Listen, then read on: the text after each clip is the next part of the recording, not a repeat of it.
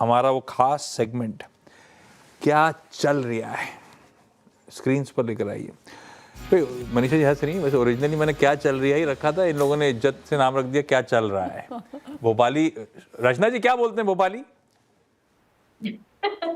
सही बात है, चल रही है बोलते हैं, दैट्स फाइन, वो रख सकते हैं। हाँ, ये लोग सुनते नहीं है मेरी बात, भोपाली फीलिंग नहीं समझते ये लोग। बातिश नहीं सुनते, आपको ऐसे बोलना चाहिए, बातिश नहीं सुनते मुंबई से। हाँ, बातिश नहीं सुनते मेरी। पर क्या चल रहा है के लिए मनीषा जी बैठी हुई हैं। कमोडिटीज और खास तौर पे उसमें भी पहले रोज बुलाते थे गोल्ड सिल्वर के लिए वीरू, आज बुलाया इनको बेस मेटल्स के लिए। और सिर्फ एल्यूमिनियम नहीं, आप उठाइए कॉपर, जिंक, सब में उफान है। चल क्या रहा है स्पेस में, मनीषा जी बताएंगी। एंड क्या मामला है? सबसे बड़ी बात तो ये है कि चाइना में जो प्लेनम मीटिंग चल रही है वहां पर मार्केट्स को लगता है कि आने वाले समय में जब तक ये मीटिंग खत्म होगी, बाद मंडे टू थर्सडे थी कि और अभी भी चल रही है? नहीं, आज अनाउंसमेंट्स है वहां पर, और एक्सपेक्टेशन यही है कि जो कुछ यहाँ से निकल के आएगा, शायद वो जब डिटेल्स हमारे पास आएगी उसमें कुछ ना कुछ स्टिमुलस मेजर निकल के आएगा, चाहे वो रियल एस्टेट है, प्रॉपर्टी है, इंफ्रास्ट्रक्चर है, जहां पर भी हम देखें, इवन इफ वो एनर्जी ट्रांजेक्शन है मेटल्स के लिए पॉजिटिव होगा। तो सबसे बड़ी बात तो ये है। एंड यूजली आशीष, हम ऐसा देखते ही हैं कि जब मार्केट्स एक एसेट क्लास से दूसरी एसेट क्लास की तरफ यहाँ पर जाते हैं तो वो एक सर्कुलर होता है, और हम देख चुके हैं कि एनर्जी चढ़ चुका है, प्रेशियस मेटल चढ़ चुका है। अब बाजार को लगता है कि अगली बारी जो है वो यहाँ पर बेस मेटल्स की है, यहाँ पर तेजी देखने को मिल सकती है। ये तो एक और चीज़ है। दूसरा, ये ज़्यादातर जो बैंक्स एंड ब्रोकरेजेस हैं वो 2026 के लिहाज से अपनी एलोकेशंस मेटल्स में यहाँ पर बढ़ाते हुए नजर आ रहे हैं।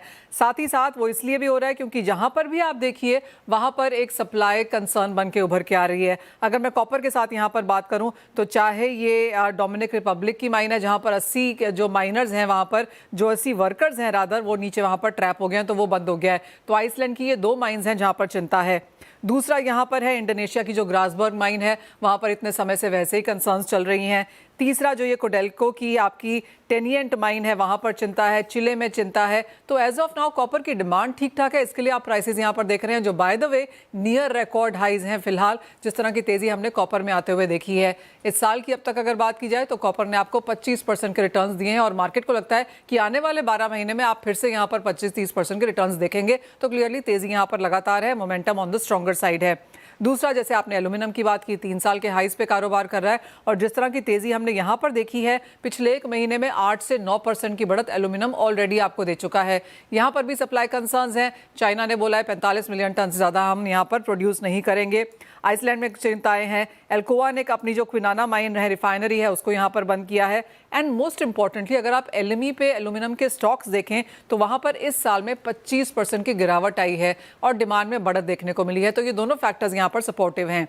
तीसरा मेटल जिसकी मैं बात करना चाहती हूँ वो जिंक है। यहाँ पर भी कंसर्न्स हैं। अगर आप माइनिंग नंबर्स देखें तो जिंक की माइनिंग में यहाँ पर तेजी देखने को मिली है, लेकिन माइंड जिंक तो आप इस्तेमाल नहीं कर सकते, आप रिफाइंड जिंक इस्तेमाल कर सकते हैं। जहाँ पर हमने स्मेल्टर में बहुत सारी चिंताएं देखी हैं, और स्मेल्टेड जिंक जो है वहाँ पर 2% की गिरावट सप्लाईज में देखने को मिली है, लेकिन सामने डिमांड यहाँ पर बढ़ती हुई नजर आई है।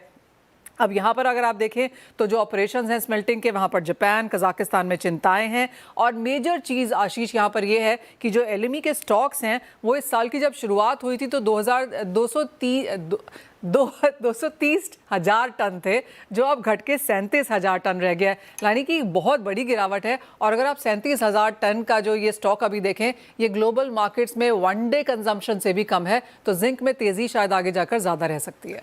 तो एक तो चाइना से स्टिमुलस के होप्स और दूसरा लार्जली सप्लाई डिसरप्शंस, ऐसा देखूं जी, ऐसा रहेगा मामला क्या?